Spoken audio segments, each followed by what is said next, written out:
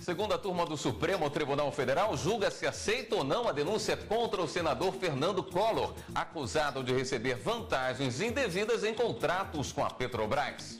E você vai ver também. Superior Tribunal de Justiça mantém condenação de Jair Bolsonaro por ofensas à deputada Maria do Rosário. Polícia Federal cumpre mandados de busca e apreensão contra o ex-secretário municipal de Governo e de Assistência Social do Rio de Janeiro, Rodrigo Betley, em mais uma etapa da Operação Lava Jato. Após mandados do STJ, Ministério Público e Polícia Federal investigam irregularidades na gestão do governador do Rio Grande do Norte, Robson Faria. Presidente do Supremo Tribunal Federal, ministra Carmen Lúcia, propõe ação de cidadania contra a corrupção e combate aos privilégios durante fórum em São Paulo. Eu quero mudar o Brasil, eu não quero me mudar do Brasil. Apreensões de mercadorias irregulares em portos, aeroportos e na fronteira aumenta 35%. Saiba o que é feito com os produtos apreendidos. Essas e outras notícias agora no Jornal da Justiça.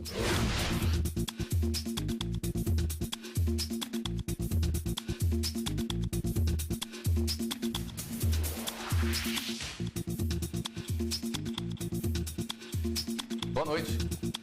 Superior Tribunal de Justiça mantém condenação do deputado Jair Bolsonaro pelas ofensas à deputada Maria do Rosário. Com o argumento de que suas afirmações não poderiam gerar danos morais por conta da imunidade parlamentar, a defesa do deputado Jair Bolsonaro tentou reverter a condenação do Tribunal de Justiça do Distrito Federal. Em 2015, o Tribunal de Justiça determinou o pagamento de indenização de R$10 mil à deputada Maria do Rosário por danos morais.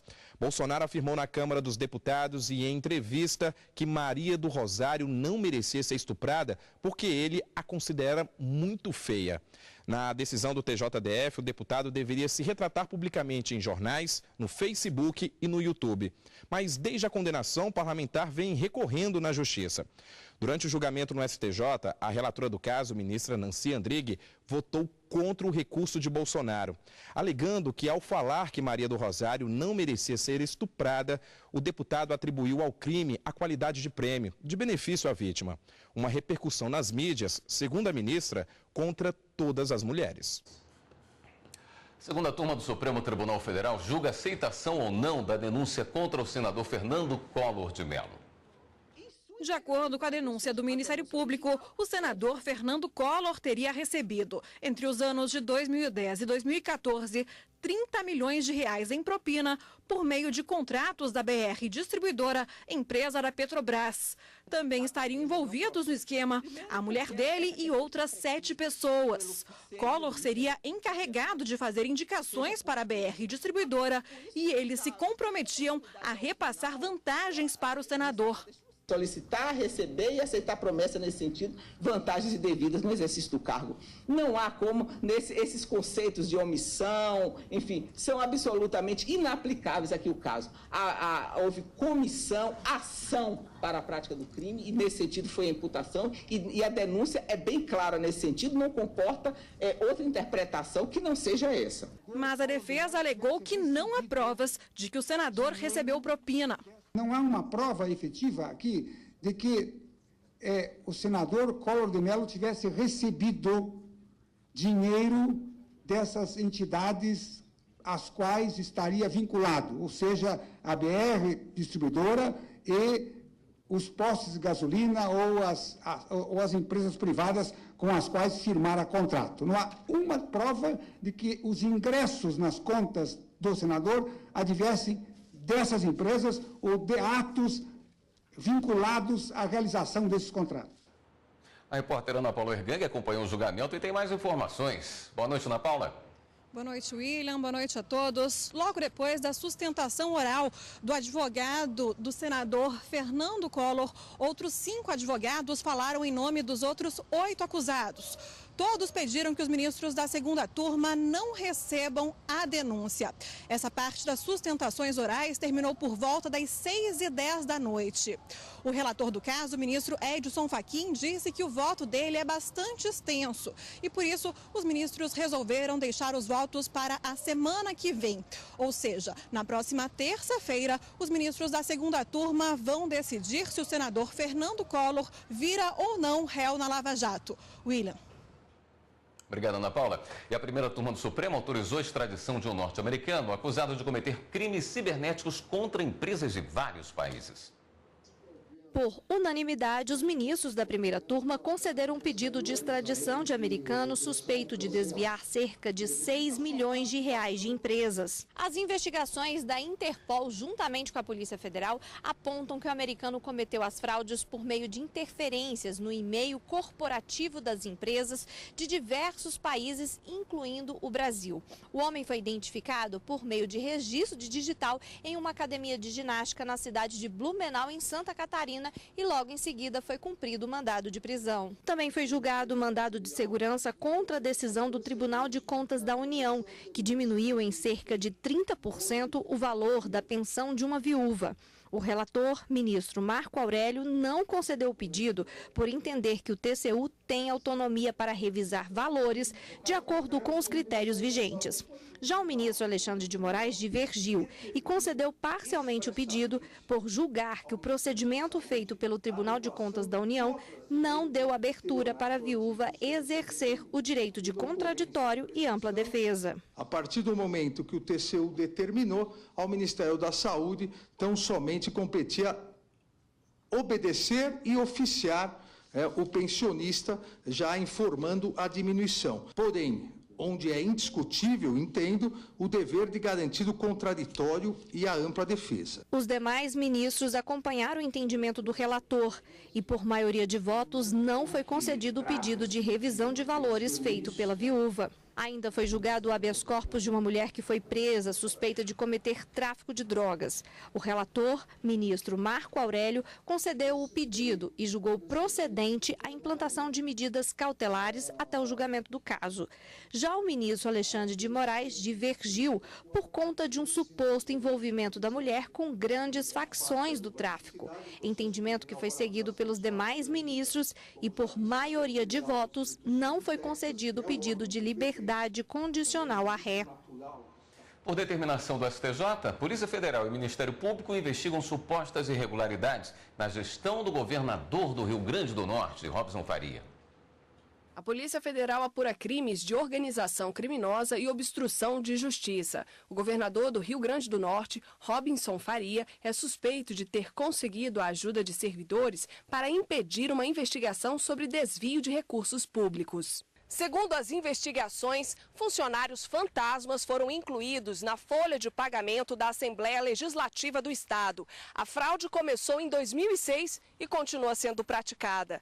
A pedido do vice-procurador-geral da República, José Bonifácio, o Superior Tribunal de Justiça determinou o cumprimento de 2 mandados de prisão e 9 de busca e apreensão. O Ministério Público do Rio Grande do Norte, em abril deste ano, já havia denunciado à Justiça mais de 5 pessoas por organização criminosa que atuava para desviar dinheiro público da Assembleia Legislativa do Estado. O processo corre em segredo de justiça. E a Polícia Federal cumpre mandados de busca e apreensão contra o ex-secretário municipal de Governo e de Assistência Social do Rio de Janeiro, Rodrigo Betlin. As informações com a repórter Viviane Novaes. Oi, Viviane, boa noite. Boa noite, William. Olha, esses mandados foram cumpridos na casa e no escritório de Rodrigo Betlin.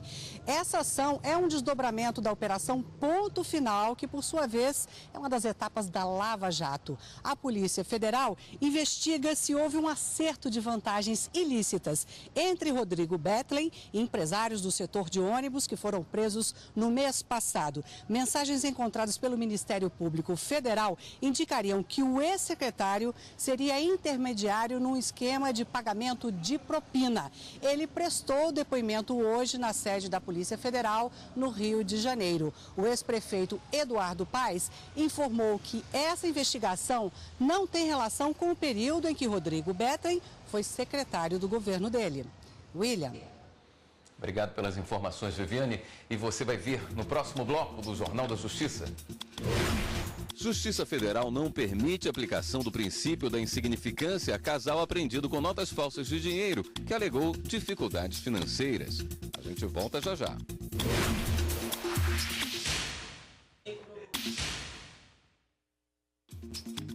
O Tribunal Regional Federal da Primeira Região, em Brasília, não permitiu que fosse aplicado o princípio da insignificância a um casal apreendido com notas falsas de reais. Os envolvidos alegaram que produziram o dinheiro porque não havia outra forma de superar as dificuldades financeiras pelas quais vinham passando. A Polícia Militar encontrou uma nota de R$10 falsa em poder dos réus e numa revista no automóvel deles identificou outras 64 cédulas falsas do mesmo valor. O caso foi analisado inicialmente pela 12ª Vara Federal de Brasília, que já havia condenado os acusados a 3 anos de prisão, mais multa pelo crime de moeda falsa. O casal recorreu ao TRF da Primeira Região, reforçando o argumento de que a época dos fatos passava por necessidades financeiras, momentos difíceis. Eles pretendiam ser beneficiados pelo princípio da insignificância. Mas, seguindo o parecer do Ministério Público Federal e o voto do relator, desembargador federal Olindo Menezes, a 4ª turma do tribunal negou o recurso de apelação. Os desembargadores também consideraram o fato de um laudo pericial ter apontado que a falsificação das notas foi minuciosa, feita com qualidade, o que reforçou a tese de que o casal pretendia mesmo obter lucros circulando moeda falsa. O Tribunal Superior do Trabalho negou recurso de uma construtora do Maranhão contra a condenação que a obrigou a pagar reparação à família de um motorista morto durante um assalto. O trabalhador transportava R$70 mil para pagamento de pessoal.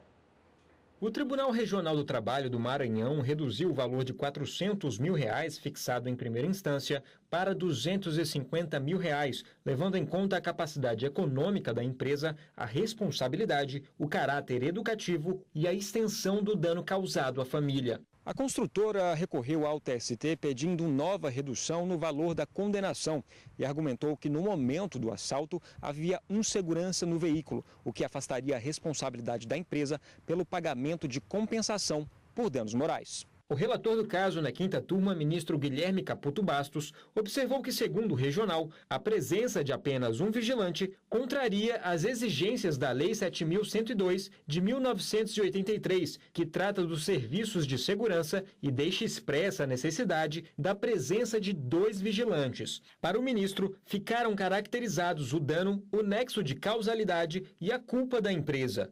Digo eu que a atual jurisprudência está se acolhendo à Corte inclina-se no sentido de que faz uso ao pagamento de compensação por dano moral, independentemente de prova do referido dano. O ministro ainda lembrou que em casos semelhantes que resultam na morte do trabalhador, o TST tem reconhecido como proporcionais e razoáveis valores iguais ou superiores ao fixado no caso e votou no sentido de manter a quantia da indenização. Os demais ministros da turma acompanharam o voto do relator de forma unânime. A empresa deverá pagar R$250 mil à família do motorista. Homem preso por acumular uma dívida de pensão alimentícia de quase R$200 mil consegue habeas corpus no Superior Tribunal de Justiça. Os ministros da 3ª turma reconheceram excesso no valor da pensão. Todo filho de pais separados tem direito garantido por lei de receber pensão alimentícia até os 18 anos. Após a maioridade, o benefício deve ser pago até os 24 anos se o filho estiver cursando faculdade. Segundo este advogado, pelo novo Código de Processo Civil, que entrou em vigor em março de 2016, o devedor tem o prazo de 3 dias para a quitação do débito. Caso não faça pagamento e não prove que quitou a dívida, o juiz decreta a prisão. Para ela sair da prisão, ela tem que pagar os últimos 3 meses, o débito cobrado pelo rito da prisão. Só pagando que ela vai sair ou quando se encerrar a pena determinada pelo juiz, que vai ser entre 1 mês e 3 meses. O advogado explica ainda que o CPC prevê que mesmo se o alimentante tiver dívida de pensão alimentícia acumulada, ele não pode ficar preso por mais de 3 meses. O restante do valor deve ser cobrado pelo alimentante ou responsável na justiça. O montante total da dívida você cobra pelo rito da penhora. Então, se tiver algo a mais do que esses 3 meses, você vai cobrar pelo rito da penhora. A parte vai ser intimada para fazer o pagamento e ela vai começar a procurar bens, inclusive fazer bloqueio de contas judiciais e salários, se tiver. Vai buscar bens materiais, imóveis, carros. Um caso analisado pelos ministros da terceira turma do STJ deu liberdade a um homem preso por atraso no pagamento do benefício. Os magistrados entenderam que a prisão civil dele só poderia ser aplicada em relação às 3 últimas parcelas da pensão, devendo o restante da dívida ser cobrado pelos meios ordinários. A prisão foi decretada porque o homem descumpriu acordo com a ex-esposa e acumulou uma dívida de quase R$200 mil por mais de 5 anos. O colegiado do STJ entendeu que exigir o pagamento de todo o valor, sob pena de restrição da liberdade, configura excesso, além de medida incompatível com os objetivos da prisão civil por dívida alimentar, que é garantir a sobrevida do alimentado. A relatora do habeas corpus, ministra Nancy Andrighi, destacou que a alimentada é maior de idade e capaz. Para a magistrada, embora seja possível admitir a iminência do risco alimentar, existem situações em que pode ser diminuído ou mesmo superado de forma digna com o próprio trabalho. O número de apreensões em portos, aeroportos e postos de fronteira cresceu 35% em relação ao ano passado.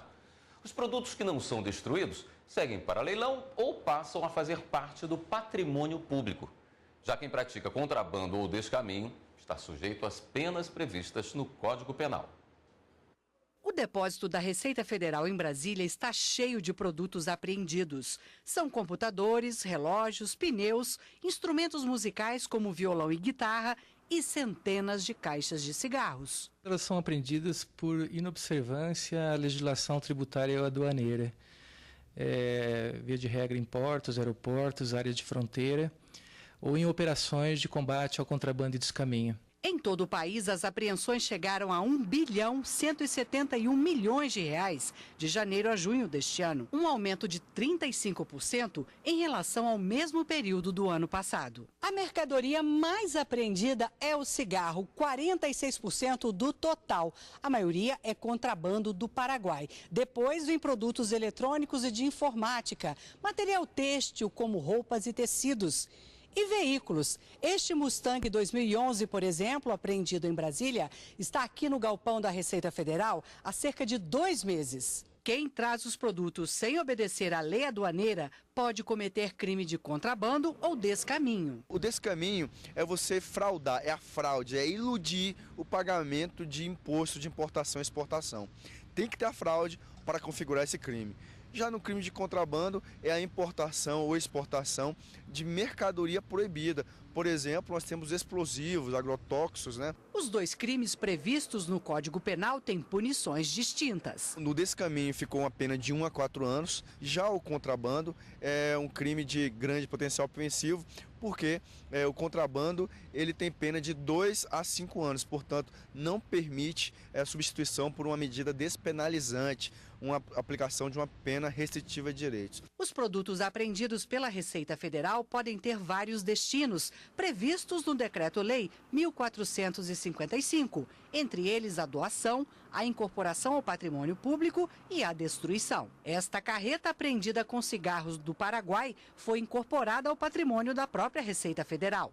O que estava na carroceria foi para a destruição, o método mais usado. Via de regra, essas mercadorias elas são apreendidas justamente porque não atendem às condições mínimas para sua comercialização, consumo ou utilização em território nacional. Estão em desacordo com a legislação relativa à saúde, metrologia, ou são condenadas pelos órgãos de vigilância sanitária. Há ainda os leilões. O Mustang branco terá esse destino. Amanhã, às 6 da tarde, vai ser realizada a cerimônia de outorga dos troféus Dom Quixote de La Mancha e Sancho Panza, as personalidades que no decorrer do ano se destacaram na defesa da ética, da moralidade, da dignidade, da justiça e dos direitos da cidadania. O evento, que vai acontecer na sala de sessões da 2ª turma do Supremo Tribunal Federal, é realizado pela revista Justiça e Cidadania, com apoio da Assessoria de Cerimonial do STF. E no próximo bloco do Jornal da Justiça... Presidente do Supremo Tribunal Federal, ministra Carmen Lúcia, propõe ação de cidadania contra a corrupção e combate aos privilégios durante fórum em São Paulo. A gente volta em instantes.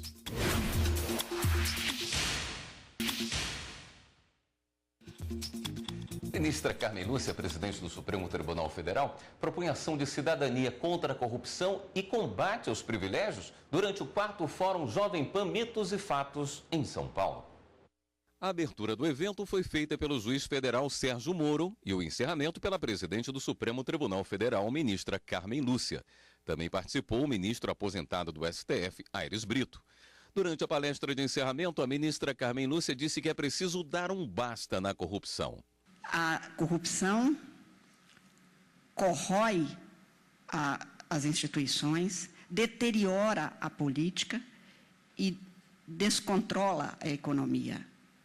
Por isso, além de tudo, ela é um fator de destruição institucional, não apenas de destruição de valores financeiros, de valores econômicos, de valores jurídicos. É uma destruição que se dá das instituições. A ministra também afirmou que privilégios devem acabar e que, para isso, mudanças são necessárias. Eu quero mudar o Brasil, eu não quero me mudar do Brasil. Em defesa de valores éticos, a presidente do STF afirmou que princípios devem ser preservados e que a responsabilidade é de cada cidadão. Como cidadão, também eu tenho o dever de ser honesta, moral, ética na minha convivência.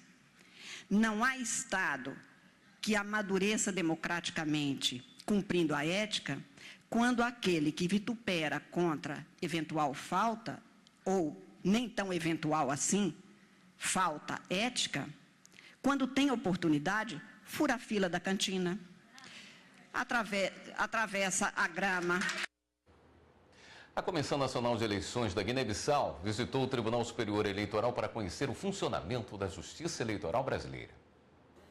Nesta terça-feira, a visita ao Tribunal Superior Eleitoral começou na sala de microinformática, onde o secretário de Tecnologia da Informação do TSE apresentou aos 6 representantes da Guiné-Bissau o sistema eletrônico de votação do Brasil. É uma oportunidade bastante importante do Brasil passar o seu conhecimento para outros países. Nós somos referência mundial e esse trabalho, esse acordo de cooperação firmado com Guiné-Bissau, dá a oportunidade do Brasil transferir conhecimento. Para o assistente de informática da comitiva, a troca de informações sobre o sistema eleitoral brasileiro é uma contribuição para modernizar as eleições no país africano. A nossa vinda a esta missão inscreve-se também, de um lado, na possibilidade de melhorarmos a nossa plataforma informática para aumentar, de facto, o nível de confiança vis-à-vis com os eleitores. Depois de conhecer o museu e as instalações da corte, a comitiva participou de uma reunião com o diretor-geral do TSE, Maurício Caldas, e o secretário-geral da corte, Luciano Fucchi. O Brasil tem muito